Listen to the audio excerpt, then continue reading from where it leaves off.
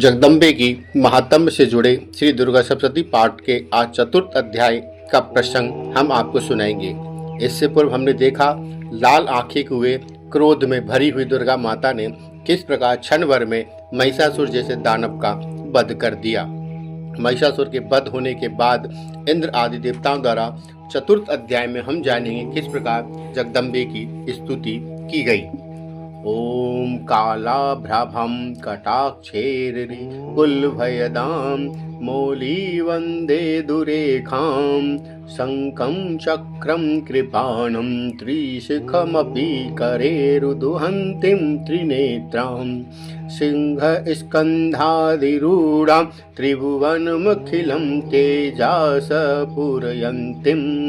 ध्यायेद् दुर्गा जयाख्यां त्रिदश परिव्रतां सेवितां सिद्धिकामहीं शक्रादाय सुरगणा निहते अतिवीर्य तस्मै दुरात्मनि सुरारिवले च देव्याः तां तुष्टुवः प्रणतिः नम्र शिरोधरान् सह वाग्भिः प्रहर्ष पुलकोदगं चारुदेहा देव्या यः तदमिदं जगदां शक्तया निशेष देवगण शक्ति समूहमूर्त्या तामम्बिकां खिल देव महर्षि पूज्यां भक्त्या नता इष्म विदातु शुभानुशानः यस्या प्रभावतुलं भगवानन्तो ब्रह्मा हर्ष नहि भक्तुमलं बलं च सा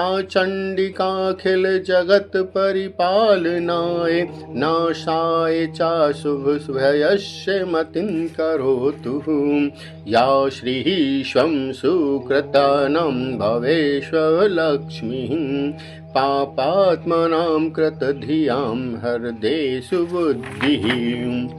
सिद्धि की इच्छा रखने वाले पुरुष जिनकी सेवा करते हैं तथा देवता जिन्हें सब ओर से घेरे रहते हैं, उन जया नाम वाली दुर्गा देवी का ध्यान करें। उनके श्री अंगों की आभा काले मेघ के समान श्याम है। वे अपने कटाक्षों से शत्रु समूह को भय प्रदान करती है। उनके मस्तक पर आवध चंद्रमा की रेखा शोभा पाती है।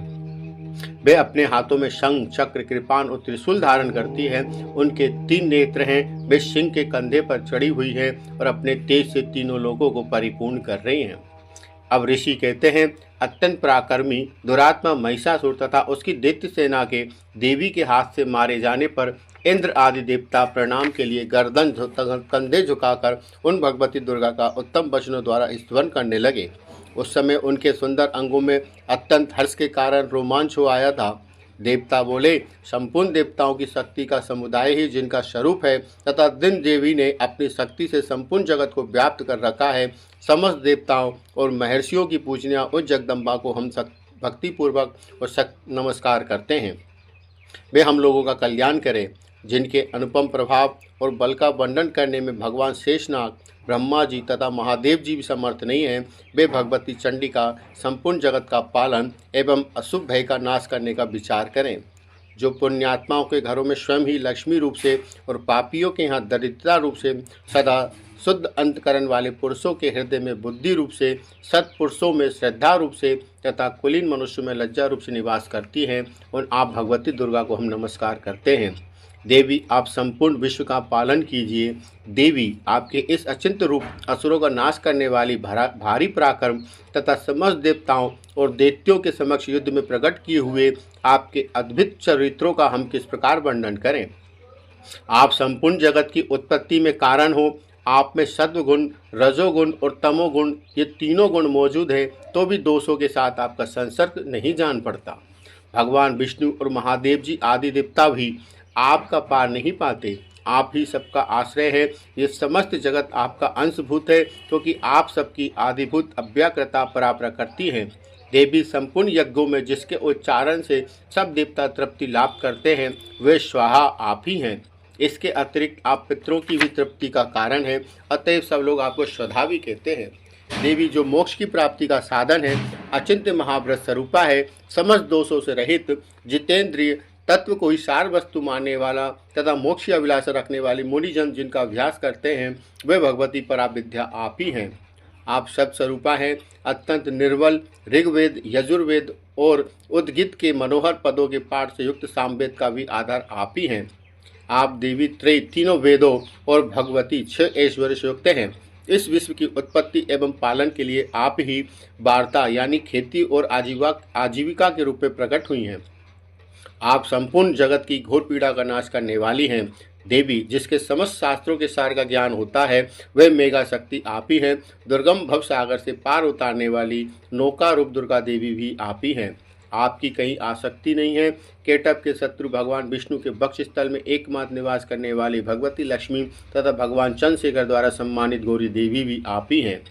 आपका मुख मंद मुस्कान से सुशोभित, निर्मल, पूर्ण और चंद्रमा के बिंब का अनुकरण करने वाला और उत्तम सुवर्ण की मनोहर कांति से कमनीय है, तो भी उसे देखकर महिषासुर को क्रोध हुआ और सहसा उसने उस पर प्रहार कर दिया। ये तो बड़े आश्चर्य की बात है।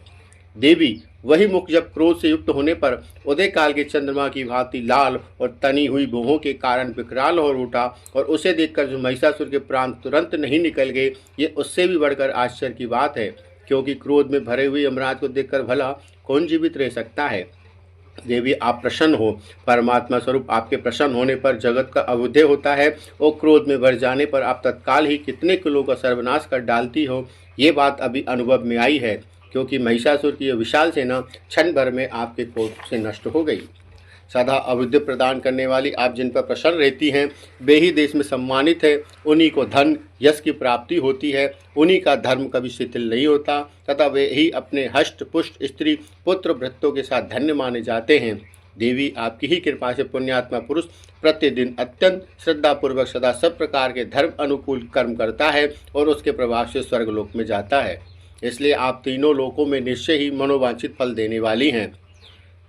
माँ दुर्गे, आप स्मरण करने पर सब प्राणियों का भय हर लेती है और स्वस्थ पुरुषों द्वारा चिंतन करने पर उन्हें परम कल्याण में बुद्धि प्रदान करती हो। दुख, दरिद्रता और भय हरने वाली देवी, आपके सिवा दूसरी कौन और है जिसका चित्त सबका उपकार करने के लिए सदा ही दयाद्र रहता हो।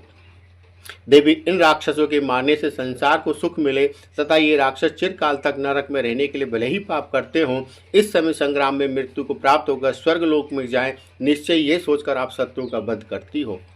आप शत्रुओं पर शस्त्रों का प्रहार क्यों करती हो? समस्त असुरों को दृष्टिपात से ही भस्म क्यों नहीं कर देती? इसमें भी एक रहस्य है।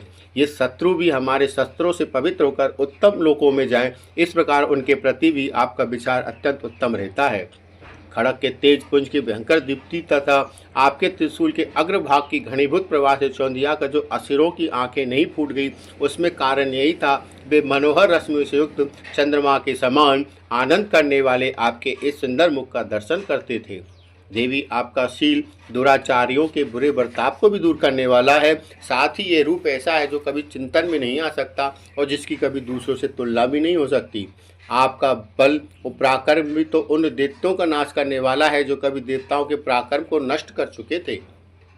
इस प्रकार आपने शत्रुओं पर भी अपनी दया ही प्रकट की है। हे वरदायिनी देवी, आपके इस पराक्रम की किसके साथ तुलना हो सकती है तथा शत्रुओं को भय देने वाला एवं अत्यंत मनोहर ऐसा रूप भी आपके सिवा और कहाँ है। हृदय में कृपा और युद्ध में निष्ठुरता, ये दो बातें तीनों लोकों में केवल आपके पास ही है। माता, आपने शत्रुओं का नाश करके इस समस्त लोक की रक्षा की है। उन शत्रुओं को भी युद्ध भूमि में मारकर स्वर्गलोक में पहुंचाया है तथा उन्मत्त देशों से प्राप्त होने वाले हम लोगों के भय को दूर किया है। आपको हमारा नमस्कार है। देवी, आप शूल से हमारी रक्षा करें। अंबिके, आप अपनी खड़क से हमारी रक्षा करें तथा घंटा की ध्वनि और धनुष की टंकार से भी हम लोगों की रक्षा करें। चंडी के पूर्व, पश्चिम और दक्षिण दिशा में आप हमारी रक्षा करें तथा ईश्वरी अपने त्रिशूल को घुमाकर आप उत्तर दिशा में हमारी रक्षा करें। तीनों लोकों में आपके जो परम सुंदर और अत्यंत भयंकर रूप विचरते हैं, उनके द्वारा भी आप हमारी तथा इस भूलोक की रक्षा करें। अंबिके, आपके कर पल्लवों में शोभा पाने वाले खड़ग, शूल और गदा आदि जो अस्त्र हैं, उन सब के द्वारा आप सब ओर से हमारी लोगों की रक्षा करें। ऋषि कहते हैं, इस प्रकार जब देवताओं ने जगन माता दुर्गा की स्तुति की और नंदन वन के दिव्य पुष्पों एवं गंध चंदन के आदि द्वारा उनका पूजन किया, फिर सबने मिलकर जब भक्ति पूर्वक दिव्य धूपों की सुगंध निवेदन की, तब देवी ने प्रसन्न वदन होकर प्रणाम करते हुए सब देवताओं से कहा। देवी बोली, देवताओं, तुम सब लोग मुझसे जिस वस्तु की अभिलाषा रखते हो उसे मांगो। इस पर देवता बोले, भगवती ने हमारी सारी इच्छा पूर्ण कर दी, अब कुछ भी बाकी नहीं। क्योंकि हमारा ये शत्रु महिषासुर मारा गया। महेश्वरी, इतने पर भी यदि हमें वर देना चाहती हैं तो हम जब जब आपका स्मरण करें तब तब आप दर्शन देकर हम लोगों के महान संकट दूर कर दिया करें। तथा प्रसन्नमुखी अंबिके, जो मनुष्य इन स्त्रोतों द्वारा आपकी स्तुति करे उसे वित्त, समृद्धि, वैभव देने के साथ ही उसकी धन और स्त्री आदि संपत्तियों को भी बढ़ाने के लिए आप सदा हम पर प्रसन्न रहें। ऋषि कहते हैं, राजन, देवताओं ने जब अपने तथा जगत के कल्याण के लिए भद्रकाली देवी को इस प्रकार प्रसन्न किया तब वे तथास्तु कहकर वही अंतर ध्यान हो गई। और भूपाल, इस प्रकार पूर्व काल में तीनों लोगों का हित चाहने वाली देवी जिस प्रकार देवताओं के शरीर से प्रकट हुई थी वह सब कथा मैंने कह सुनाई।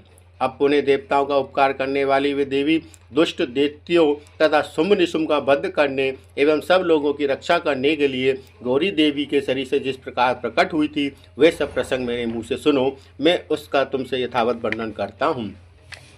पंचम अध्याय। अब इसमें देवताओं द्वारा देवी की स्तुति, चंड मुंड के मुख से अंबिका के रूप की प्रशंसा सुनकर शुंभ का उनके पास दूत भेजना और दूत का निराश लौटना। ओम अश्री उत्तर चरित्र से रुद्र ऋषि महासरस्वती देवता अनुष्टुप छंद भीमा शक्ति भ्रामरी बीजम सूर्यस्तुतम सामवेद स्वरूपम महासरस्वती प्रीत्यर्थे उत्तर चरित्र पाठ विनियोग। ओम घंटाशूलहलानि शंखमूसले चक्रम धनुषायकम हस्तावजे दर्धतिं घनान् विलसच्छतितांशुतुल्य प्रभां गौरी देह समुद्भवां त्रिजगतामाधार्य भूतां महां पूर्वामत्र सरस्वतीं पुनौ भजे शुंभादिदेत्यादिनीम्। ओम। इस श्री उत्तर चरित के रुद्र ऋषि महासरस्वती देवता अनुष्टुप छंद भीमा शक्ति हैं, भ्रामरी बीज है, सूर्य तत्व है और सामवेद स्वरूप है।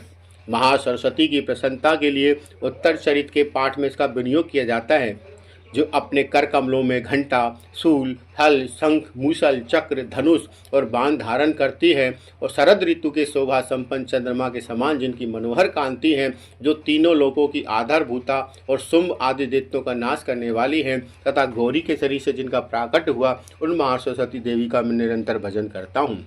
ऋषि कहते हैं, पूर्व काल में शुंभ और निशुंभ नाम के असुरों ने अपने बल के घमंड में आकर सचीपति इंद्र के हाथ से तीनों लोकों का राज्य और यज्ञभाग छीन लिए।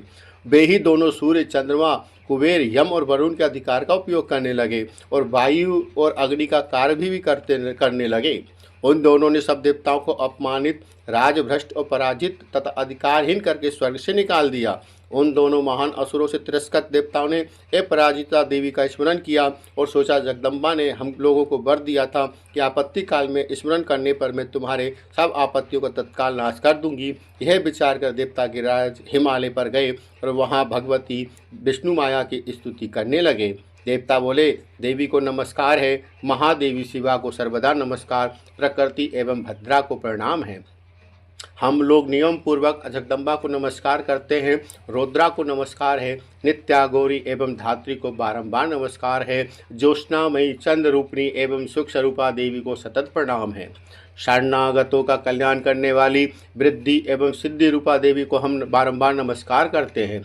नेतृत्वी, राक्षसों की लक्ष्मी, राजाओं की लक्ष्मी तथा सर्वाणी शिव पत्नी स्वरूपा आप जगदम्बा को बार बार नमस्कार है। दुर्गा, दुर्गपारा, दुर्गम संकट से पार उतारने वाली, सारा सबकी सारभूता, सर्वकारिणी ख्याति कृष्णा और धूम्रा देवी को सर्वदा नमस्कार है।